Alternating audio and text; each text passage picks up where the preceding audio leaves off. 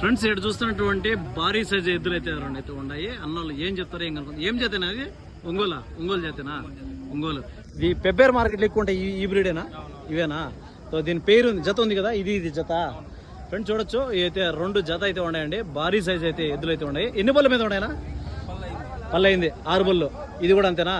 Same ఇది జత అండి, దాని జత ఇది 6 బళ్ళ మీద అయితే ఉన్నాయంట. సో పళ్ళు అయింది అనమాట. భారీ సైజ్ అయితే ఉన్నాయి. ఒంగోలు గీతలు అండి, ఇవి ఫిబ్రవరి మార్కెట్లో ఎక్కువ అయితే ఉంటాయి. ఏం చెప్పారన్న జత?